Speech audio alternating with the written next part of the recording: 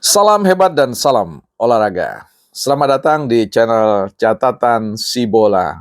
Channel yang akan mencatat berbagai macam peristiwa-peristiwa menarik di seputar persepakbolaan di tanah air dan tentu juga bicara tentang memberikan catatan-catatan yang bisa menjadi satu pertimbangan bagi pembangunan persepakbolaan profesional di Indonesia. Baik teman-teman, kita akan bicarakan soal laga ke depan ini berhadap-hadapan tim Garuda Muda Indonesia dan juga tim sepak bola U23 Irak yang tentu semua akan ditunggu diberikan karpet merah oleh Lionel Messi dan kawan-kawan, dan juga tim yang berhasil memenangkan Piala Asia U23, yaitu tim Maroko dan menyisakan Ukraina U23 Ukraina, yang tentu kita tahu mungkin plus minus masih bisa dihadapi tetapi saya kira namanya juga bola sekelas sehebat apapun sebuah kesebelasan sangat mungkin kita bisa menghadapi, menjamu, dan juga memberikan bukti bahwa kita adalah salah satu tim yang patut untuk diperhitungkan. Nah, persoalannya kemudian menjadi menarik karena ini di tengah-tengah euforia kita yang luar biasa, kegembiraan kita yang luar biasa yang tidak pernah surut yang ditunjukkan oleh para supporter militan tim Garuda Muda kita Indonesia, memang ada isu-isu yang tidak terlalu menyenangkan bagi beberapa tim kita khususnya mereka yang merupakan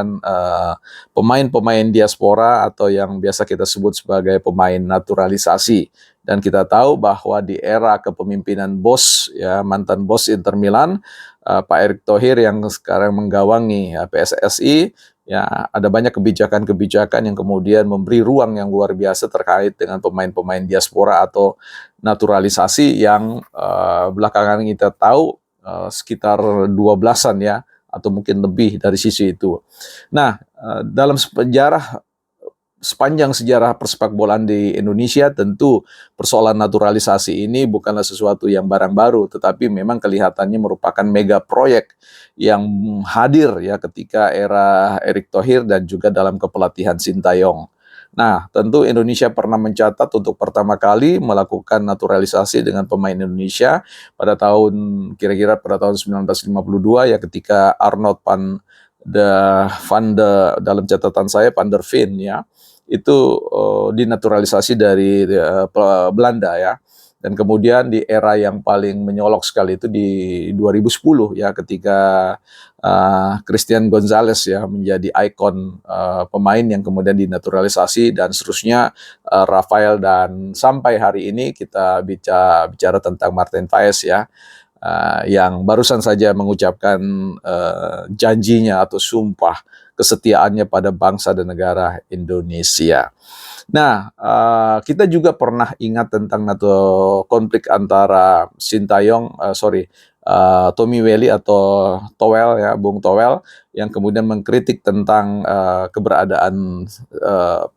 kebijakan-kebijakan yang diambil dengan naturalisasi dan juga tentu persoalan kepelatihan Sintayong Tentu kita tidak mau mengatakan bahwa apa yang dicatat oleh Bung Towel itu merupakan sebuah catatan yang destruktif atau catatan yang tidak konstruktif paling tidak kita bisa dengan wise untuk melihat sisi kebenaran mana yang kemudian bisa diperhatikan maksud dari positif dari Bung Towel, atau bahkan kemudian kita perlu mengabaikan ketika kita tidak yakin bahwa advice atau nasihat yang diberikan oleh Bung Towel itu perlu diabaikan maksudnya seperti itu nggak perlu terlalu diseriusin, tetapi tanpa melupakan bahwa ada kemungkinan hal itu bisa menjadi nilai positif dan memberikan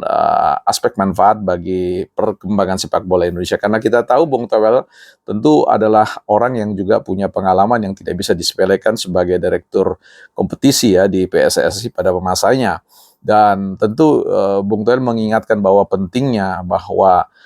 membangun sepak bola Indonesia juga adalah tidak mengabaikan secara teori tentang aspek apa yang disebut membangun piramida piramida persepakbolaan dalam kompetisi-kompetisi yang dilakukan secara resmi atau yang biasa disebut dengan liga-liga. Nah, kita tahu sendiri bahwa Indonesia itu kan punya 3 divisi liga Liga 1 atau Liga Utama, Liga 2, dan Liga 3. Nah, ini jauh berbanding terbalik dengan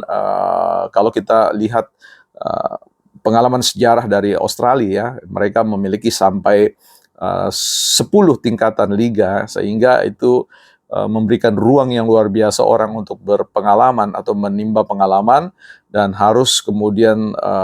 menguji ya semua skill mereka, ya mental mereka dan sebagainya untuk sampai ke puncak di mana mereka akan menjadi tim nasional. Nah, ini kalau kita di Indonesia kan ya, kita tadi seperti saya katakan hanya sampai pada level 3, dan ada level yang lain yang kita sebut sebagai levelnya turnamen-turnamen yang tidak dihitung ya sebagai sebuah agenda sepak bola resmi ya, atau bahkan yang biasa dikenal dalam sepak bola tarkam ya, antar kampung, yang tentu punya cerita dan keunikan tersendiri dari hal itu. Tetapi saya kira ini momentum yang luar biasa ya bagi kita untuk melihat bahwa kombinasi pendekatan atau teori dalam pembangunan sepak bola di Indonesia itu perlu diperhatikan ya. Tentu kebijakan yang dibuat oleh PSSI dengan menghadirkan naturalisasi yang masif itu bukan sebuah pendekatan yang perlu diuji cobakan, sekalipun itu tidak ada jaminan, tetapi secara teori itu pasti akan memberikan pengaruh yang luar biasa, bukan hanya dari sisi supporter ya, tetapi dari sisi bagaimana tingkat saling mempengaruhi atau memengaruhi antar gaya pemain satu dengan yang lain, dan kemudian bagaimana mereka bisa merasakan bermain bersama dengan orang-orang yang pernah bermain di klub-klub besar atau di klub-klub liga-liga utama di negara mereka, yang tentu rankingnya jauh di atas kita ya, sehingga ini merupakan sebuah cara yang lebih efisien ya, daripada kita yang harus menunggu waktu begitu lama untuk bisa bermain bersama dengan mereka-mereka. Ya dibawa saja, diboyong saja mereka-mereka itu ke negara kita, dan tentu kita tahu bahwa mereka akan jauh lebih lama bermain bersama dengan kita ketimbang kita kemudian mengikuti pertandingan-pertandingan sahabat, dan khususnya bukan hanya persoalan biaya tetapi juga kesempatan yang ada. Nah, karena itu teman-teman ya, yuk mari kita dukung semua kebijakan-kebijakan yang dibuat oleh PSSI ya, oleh pelatih Sintayong, dan tentu tanpa mengabaikan kritik-kritik yang masuk atau saran-saran yang masuk sebagai sebuah cara pandang yang lain dalam rangka untuk mewaspadai apakah kebijakan di seputar persepak bolaan yang kita ambil itu bisa sungguh-sungguh membawa impian kita bangsa Indonesia untuk mencapai pada tahap di mana kita memiliki satu tim raksasa di dunia, tim sepak bola yang membanggakan, yang membuat darah kita berdesir ya ketika menyaksikan mereka. Teman-teman, selamat menantikan pertandingan antara Indonesia Irak yang sangat menentukan tentang karpet merah di Olimpiade musim panas 2024. Bukan catatan si bola.